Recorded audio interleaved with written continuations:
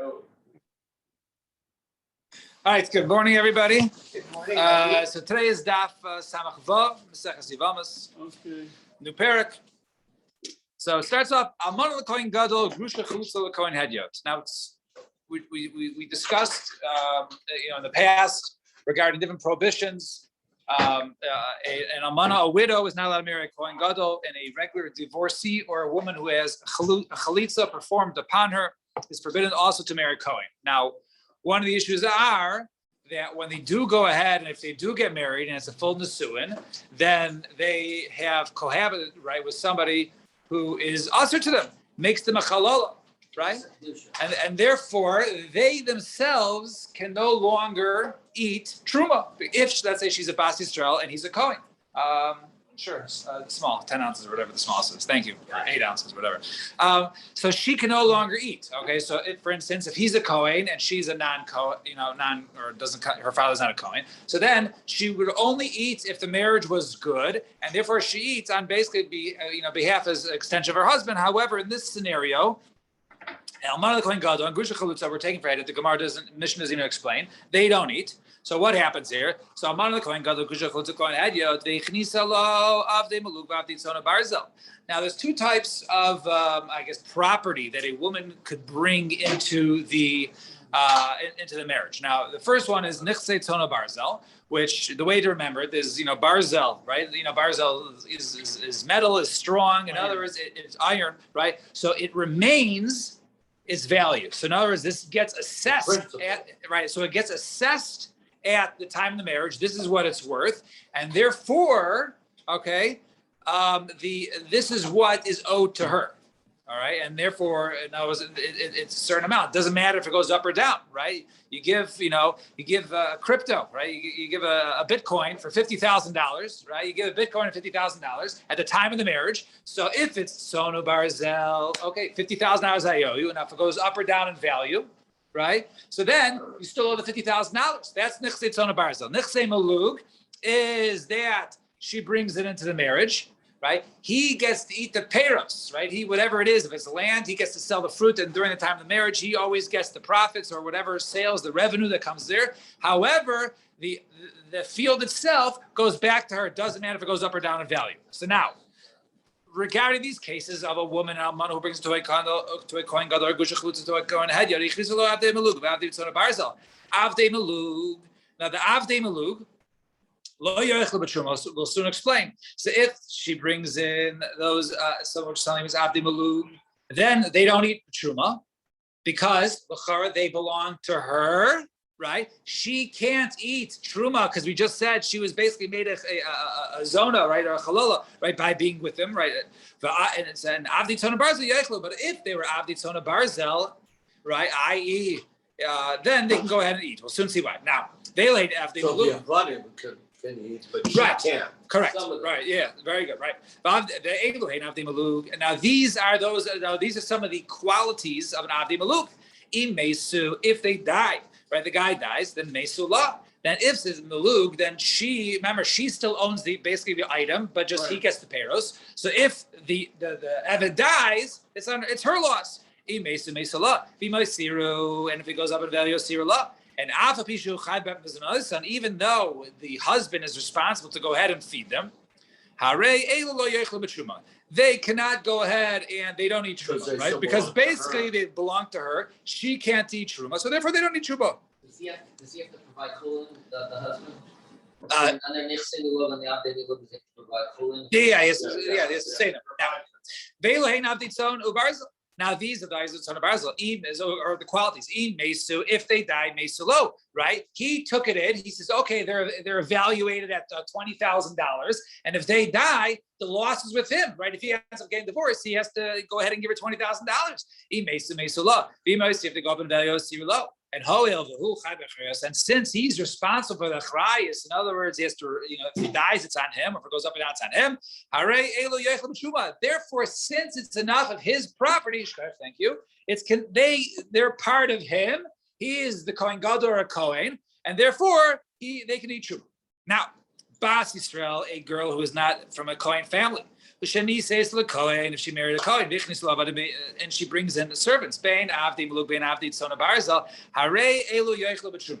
Now, if it was a normal scenario, not the case of one of the Kohen Gadol where she can no longer eat Truma, but a normal scenario where she is eating Truma, it doesn't make a difference if they're Nichsei Maluk or Nichsei Zova, since she was completely acquired by her, by him, and therefore her servants are also completely acquired through the wife. Therefore, they can eat truma. In Bas Kohen, in the opposite case, if she's becomes a family of Kohen, Shanisas Yisrael, and she brings an Avadim, they had the good life before because they were eating truma before because of her, but she's Nisas Yisrael. V'nichnisla Avadim bein Avdi Maluk bein Avdi Tzona Barzel Harei Elu Lo Yochel B'Truma. Since this Yisrael acquires his wife for all facets, therefore her Avadim are now basically like his Avadim. Therefore, and he's the Yisrael, they can no longer eat truma, from her father's house. Fine. That was the mission. Zok the Gemara.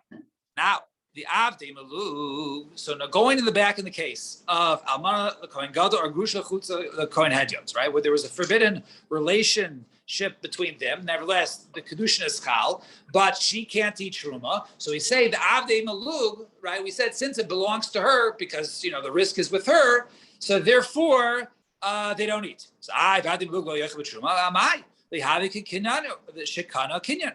Let it be like somebody who has acquired something or someone that acquires something else, that it belongs to him, right? If he owns her and she owns them, right, then let them be able to eat truma on behalf of, the husband. The Tanya would learn in a Bryce, B'nai l'Kohen shenasa isha, or the Kanavadim. Where do we know that a Kohen who marries a woman or he acquires a Vadim, Sheyachal B'Truma, that they eat Truma? Shnei as the pasuk says, the Kohen ki yikna nefesh kinin kaspahu yoichel bo. A Kohen, when he acquires a person, right? Last week's question. No, I'm saying So, right. I'm off for Schneider this week. And we say so a Kohen, right? So when he goes ahead and so he says. Right, the Kohen kiikna nefesh kinin kaspahu yoichel bo. So it says when he acquires someone, so that which he acquires it basically belongs to him, right? And therefore they can go ahead and eat the truma. And how do we know that it's his wife? As he goes ahead and acquires servants, or his servants acquire their servants, they can also eat truma, i.e., a kinyan of his kinyan, right? The pasuk says, "The kohen kiikna nefesh kinyan kaspahu." The extra words of kinyan kaspahu yoichel bo. Kinyano shekana kinyan eichel. So therefore, a kinyan that he acquires can go ahead and feed and eat. So kol eichel machil, kol shein eichel ein machil. So the Gemara says, no, maybe it's like this. Even though yes, he acquires her and she acquires him, so therefore it's like his acquisition. Therefore, he should be able to feed truma. So maybe it's like this: if the person doing the acquiring can eat, then that which they acquire can eat. But if the person can't, i.e., like in this case, because once she's married to the Grush is married to the Kohen, she can no longer eat truma. So since she can't eat, that which she acquires doesn't eat. Okay, so maybe we'll go with that shot. Gemara says, velo, and they don't. 1 second. Oh, man.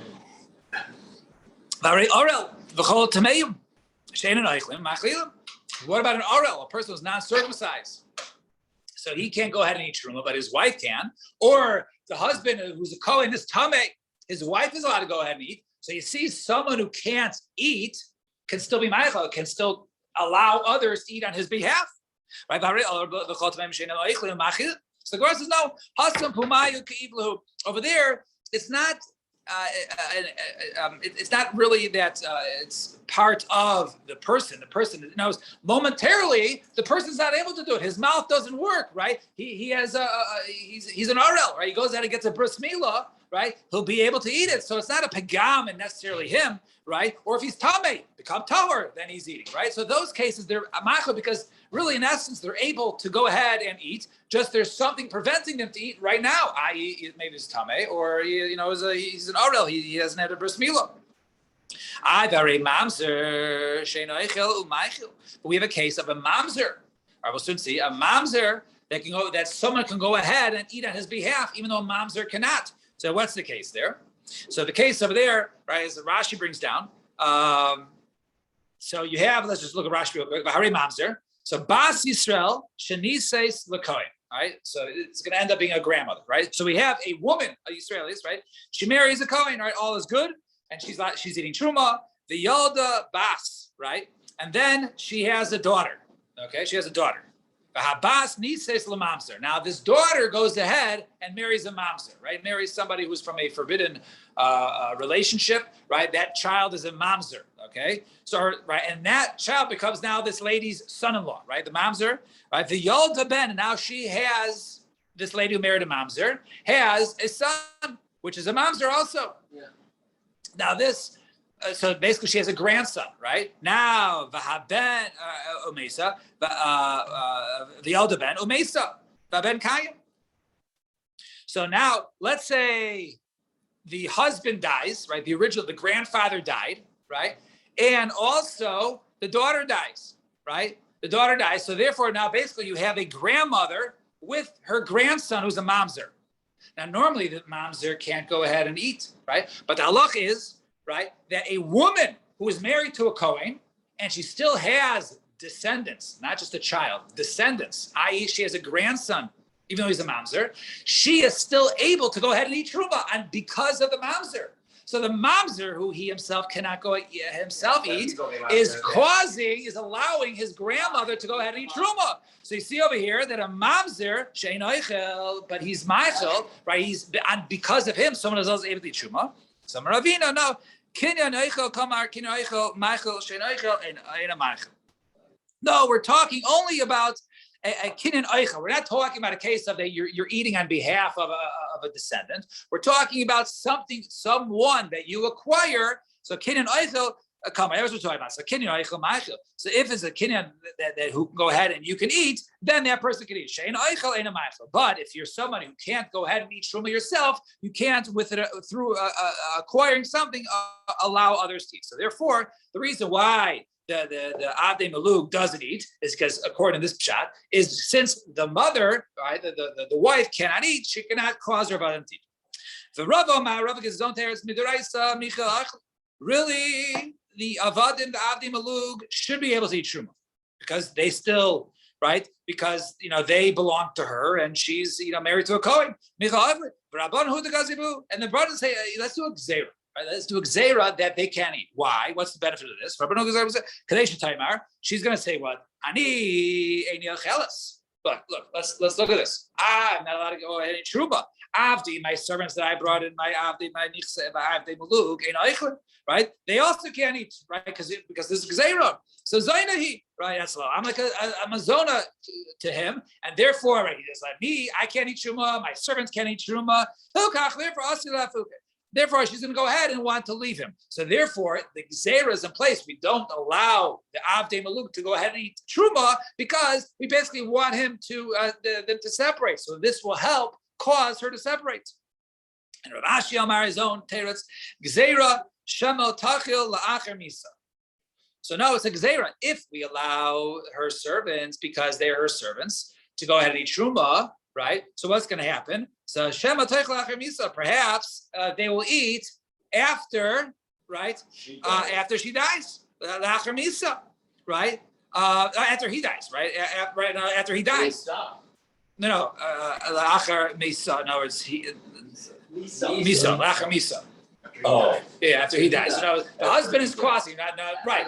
Now, after the Kohen dies, because she can't eat, so what's going to happen? They're only eating on behalf of the husband. If the husband dies, they can no longer eat, right? Because they can't eat because of her, right? So they can no longer eat the truma. So we're worried that they're going to continue eating truma after the death. So Elaviyata, Basi Sel, Shani says the Kohen, if you want to gzeira lacher misa, so a regular Yisrael that marries a Kohen, she's allowed to go ahead and eat truma. If he dies, and there's no kids, right? She can't eat truma anymore. So maybe say in the first place she can't eat truma. Gzeira shemer teichel lacher misa. Maybe she's going to go ahead and eat truma after he dies. Rav Ashi, be'almana kohenes. We're talking about almana of a kohenes. The asya leruah. Right, where she was actually a Kohenes before. She was a Bas Kohen. It was a Bas Kohen, right? A cat's married a Kohen, right? She's going to go ahead and make a svara. She's going to say this. Meikara in the beginning. Let's say she was a divorcee and she married a Kohen, right? So it was her second marriage, and she married another Kohen. She was a Koheness originally, right? So she said this, May Kara in the beginning, Achli b'Truma. I remember, right? I used to eat Truma, right? Now, May Kara Achli b'Truma debei nasa, right? I was eating it right before at my father's house, right? Right? And then I went there and married this Kohen, right? And so therefore, they were my servants originally were eating on my behalf. And then when I married this Kohen Gadol, or she's a Grusha, I married this Kohen, they were eating on his behalf. The Hashta, now he dies, he dies, Hashdi Milsa Kamaisa.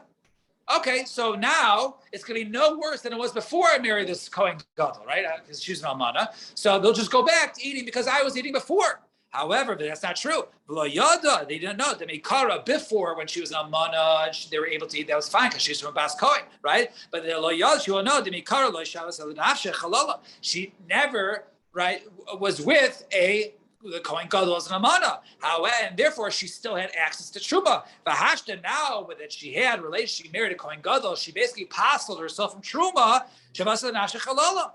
She won't be able to eat Truma. So there's going to be the mistake. And she'll go say, oh, well, I was eating Truma, my servants were eating Truma before. So even though the Kohen Gadol dies, they'll go back to eating Truma like it was before. But she won't know. Things are changed. They can no longer eat because you were with the Kohen Gadol. So therefore, in this case, so in this case, so it makes sense. That's why we want to go ahead and have a gzeira in place so they won't go back to eating Truma like it was before. So Gemara says, okay, Tinach Amar Kohenes. This whole svara only works if she was able to eat Truma before, then she got passled by marrying this Kohen Gadol, and then she goes back where she can no longer eat Truma because she got passled. But that was only when they're eating before. So Tinach Amar Kohenes. Amar Bas Yisrael, Ma'ikel Meimar, right? But if she was, let's say, Yisrael, so that you don't have that star anymore. She's not going to say, originally, my servants were eating Truma because she's a Bas Yisrael. So only now they're eating on his behalf. If he dies, they won't continue to eat afterwards. So what do you say there? So Gemara answers, no, no, so different, since there's a Gzeira in one case, i.e. if she was originally a Bas Kohen or she's a Kohenes, and therefore she had that Svara, so therefore we'll just lump it all together and we'll say that, you know what? The Kohen Gadol does not go ahead and feed the Avdei Malug of his almana wife. Fine. Next to you. Itamar. Hamechaneses shum labala. So a woman goes ahead and she brings a certain item, right, which was evaluated, right, i.e. nechsei tzona barzel, right. So they give an assessment, a value, an appraisal of what it's worth at the time of the marriage, and they get divorced. So he omeres clearly no tell us. She says, you know what? Let me just take it back. I'm going to take it back. The item I brought it in. I'm going to take it back. Omer, no, I'll give you the money. I'll give you the cash value, right? Whatever I was supposed to give you, I'll give you back. But I want to keep this item, right? It has sentimental value to me. And she says, no, I want a sentimental value to me. Hadin imi. So who do we go ahead and we listen to, right? Is he in charge? Does he say, okay, he can just pay her back, or she, or can she take it? So machlekes. So Rav Yehuda Amar, Rav Yehuda says, turn the page, Hadin ima, right? The halacha is with her. She can go ahead and take it, right? Rabbi Ami Amar Hadin ima, and Rabbi Ami says, no, he is able to go ahead and say, I'll keep the item and I'll give you the cash. That was assessed at the beginning of the marriage. What's the machlekes here? Rav Yehuda Amar Hadin ima mishum shevach beis avia. So didavi. So therefore, she says, no, this item was brought from her father's house. So this was something that was passed down from generation to generation. It's a family heirloom, right? So therefore, she has the right to say, look, this is from my father's house. I want to continue in my family, not yours. And therefore, it stays with us. And Rabbi Ami, Amar Hadinimo. No, he can have a tie. He says, no, Kavan Amar, since we saw our Mishnah, if you have the Avdei Tzona Barzel Mesu Lo, right? Then it's his loss because he owes, because it was appraised at the time of the marriage, right? If it goes up at Vasir Lo, he gets that extra benefit. And since he's obligated as a Chayis, Yaichlu, therefore they can go ahead and eat the Truma. That was the case of the Mishnah. But what do you see from over here?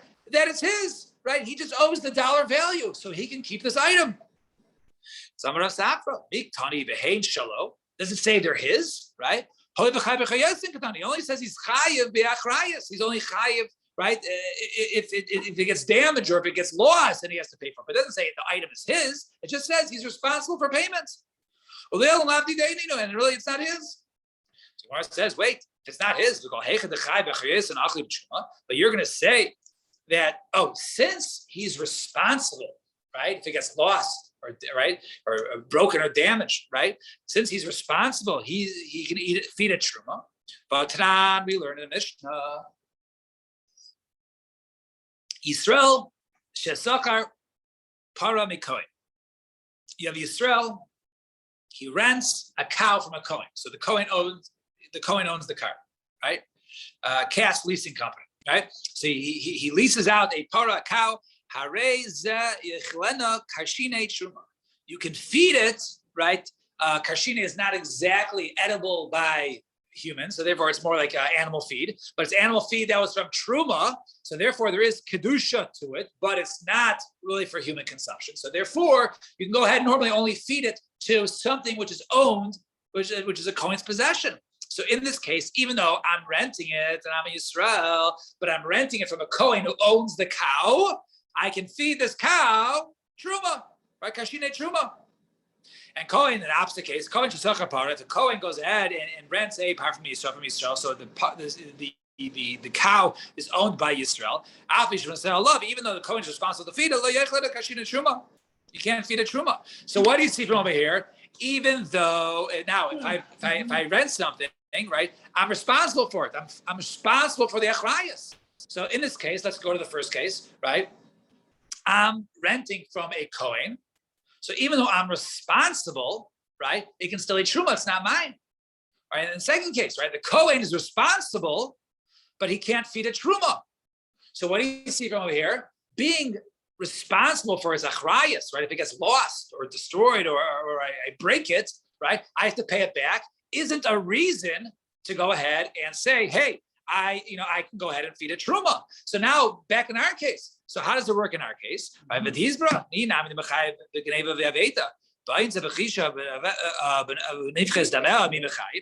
Over there, it's not a real achrayas. Yeah, if it gets lost or stolen, i.e., in other words, you weren't super responsible, that's one thing, right? But what if there's an accident or something else happens that beyond your fault or it gets ruined through normal wear and tear, right? This animal is supposed to go ahead and be able to pull a plow for 1,000 pounds, and it's pulling a plow for 700 and it dies, right? I'm not responsible. So that's not real achrayas. That's the reason why in that case the Kohen can't feed a truma. But in a case like if a servant dies, even normal wear and tear or a fluke accident, right, gets hit by an asteroid, doesn't make a difference. The husband owns it. So since he has complete achrayas, that's why he's Michael. So hello, Damiel Seifa. So I actually only some of the Seifa. Yisrael Shisham Para Mekoin. If Yisrael, right, he evaluates a Para Mekoin, right, he can't go ahead and feed a truma, right? So he basically, right, so he took it from the Kohen, and there's only an exact dollar amount, so it doesn't matter if it goes up and down. He can't feed a truma. Of a Kohen, Shazam Param Yisrael, but if a Kohen, he does go ahead and take a cow from Yisrael, and he evaluates it. Okay, it's worth $200. Then Yechlena Kashina Truma. Then he has to go. He can feed a truma because over there he has complete achrayas. I'm going to try and get to the Mishnah. Yeah. So Yosef, Rabbi Rav Yosef, Bashili Perki Rav Nachman. So Rabbi and Yosef are sitting in the shir, the end of the shir of Nachman. Yosef Kamri, Tani Kvasid Rav Yehuda, Tani Kvasid Rav Ami. We have a brayso in support of Rav Yehuda that says that she is allowed to go ahead and say, you know what, we're getting divorced. I want my item back. And we also have a brayso in support of Rav Ami. Says no, the husband just has to pay her the dollar amount that he said, like the day of the wedding. So Tani Kvasid Rav Ami, what's the proof of Rav Ami who says that he could just pay her and just give her the money back? It says Avdi Tzona Barzel Yaitzi Mishain Ve'ein Leish Aval Lo Leisha. Now normally a slave goes free if the owner, right, only the owner knocks out its tooth or its eye, but not the woman. So we see over here the Avdi Tzona Barzel only if the husband knocks out the tooth, not the wife. So if that's the case, who owns it? Only he owns it, not her. So therefore, only the husband. So we see this since the husband is considered the owner, not her. So too in this case, when they're getting divorced, he says, "I'm the rightful owner. Here's your $200. I'm keeping the the piece of land." And Tiny Kavasi Rabbi Yehuda, we have Bryson supported Rabbi Yehuda that she still owns the item. She can take the item with her. Why? If she goes ahead and she brings property, it was assessed to her husband. He cannot go ahead and sell it. He can't sell the item, even though it was assessed at the time of the marriage. So what do you see? It belongs to her, right? Ultimately, it's hers. Very good. Not only that, even if he brings in stuff to the marriage and says, if in a case of divorce, this would be probably like suba, even though he brought it in, if he wants to sell it now, lo yimkor, he can't go ahead and sell it because it already sort of assessed towards the ksuba. And machu shnei and parnasa, even if both of them sold together, they need money for support. Zaya ma'is, and now this matter came before the Rosh Gamliel. V'amar habal ma'is miyad of the kochos. Even though they both agree. Okay, let's go ahead and sell it now. Later on, the husband can go ahead and take it from the buyers. In other words, it's not a complete sale then. So what do you see from here? We see that this Bryce supports that really the item, once it's placed in, the item still belongs there until the end of the marriage. And Amar Rava and says Rava Rav Nachman halach Rabbi Yehuda. The halach is like Rabbi Yehuda, which we said hadin ima, that they're getting divorced, and he says, "Hey, let me just give you the $200 that was assessed." She can say, "No, I want the parcel of land." So I'm the Rav Nachman. I got tiny kvase deravami. So he said, then we have a Bryce for Rami. So I've got the tiny kvase deravami. Even with Bryce for Rami, Mistava Tamid Rabbi Yehuda. Really, we hold like Rabbi Yehuda mishum shevach beis Sevilla, because of the matter of the case of shevach beis Sevilla, that it belonged to her father's house, and we wanted the family heirloom to stay, and therefore she's allowed to go ahead and take it back. Fine. Hi, Isatala Gavra, Itza de Milsa Biksuvasa. There was a woman who brought in, I guess, a coat, some sort of coat, to be a matter of the ksuba. So it'll be something that she'll collect ultimately at the end of the marriage. She's still alive, and shachiv, and so the husband died, and shaklu yasmi parsua amisna, and the children went ahead and to bury the father. They're going to use it as a tachrichin. They were going to use this item as techrichin, which was originally was brought in by the wife, and she was supposed to collect it after the marriage. So all of a sudden she says, "Why are you burying it in my fur coat? Right? What's going on here?" So I'm a Rava. So Kanya Misna. The mace has acquired it. In other words, she does not go ahead and get it back. So in other words, what do you see over here? That she doesn't get the item back. So Amar le Nani Bered Rav Yosef Bered Rava the Rav Kana I Amar Rav Nachal Rabbi Yehuda. He said Lachas like Rabbi Yehuda. If something was brought into the marriage, right? So then and it was, even though it was assessed, then she can go ahead and take it out. So how do you say that the husband acquired, or the corpse acquired it, right? When they buried him in it, it should go back to her. Yeah, she gets the item. So why answer Amalei? So Mila Mother Rav Yehuda the Mechusar Guvay. Now, over here, it was lacking collecting. She didn't have possession of it. Since she didn't have possession of this item, and therefore now, once it was basically sanctified towards this tachrich, and it was used towards the burial, it came in the mechuzah kavayna b'shusei kai. Since it lacks collecting, it's not in their mutual possession, right? He's buried in it, right? It's like in his possession. It was sanctified for the purpose of his burial. Therefore, it remains with him b'shusei kai. And Rav Latame, and Rav goes to Shitasa Dama Rava Hektish, something which was sanctified. Normally it had some sort of lien on it, but if it became sanctified, i.e., Zuzas Tachrichin, or it was mamish given to the base of Mikdash, even though there was a lien on it, it was made Hektish, or Chametz. There was something which was Chametz, where there was a lien on it, and then it became Chametz, and now it's Asur Bana, even Acher Pesach, or the Shichr, or there was a lien on an Eved, and he was freed, Mafkim Midei Shibud. Whatever lien was on it before is removed. So therefore, in the case of the Tachrichin, even though there was a lien on this coat, but once they buried the mace in this coat, right, or the sheet, whatever it was, then he acquired it. It's able to be mafkia the lien. It was able to remove the lien that was before, right? So if it was the item now you still owe the money, right? But you can't get this item back because the item was mafkia from it has now the kedusha that was placed upon it. And Amar Rav Yehuda, one last case. Amar Rav Yehuda echnisa lo shnei kelim. So she brought into the marriage shnei kelim of zuz, right? 2 items, each one $500 for total of 1,000 zuz. The shavchu, the amdu al shnei alafim. And then it went up in value, each one to $1,000, and now it's worth a total of 2,000. Now the end of the marriage, right? So echad talasa b'ksubasa. One she takes as her ksuba. She says, okay, this one, the first item is for my ksuba.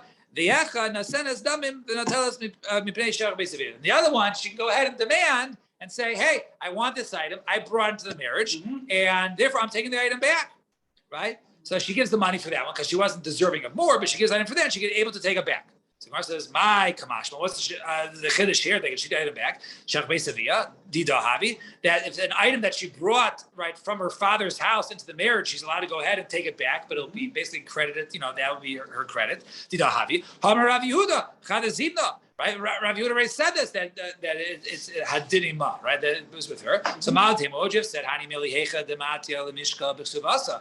Maybe we say that she could only take something back because of shevach beisavia if it was used for the ksuba. But that was the first item. Over here, there's 2 items. The second item has nothing to do with the ksuba. It was over that, right? She just has to pay for it. But maybe just if it's beyond the ksuba, and therefore she just wants to give money for it and take it back, maybe she can't do it. Kamash Milan, we say, even in that case, we say that Shevach Beisavia, Dida Havi, and therefore that she can go ahead and basically take the item and just pay him for the value of that item. All right, stop here. Stuff that she had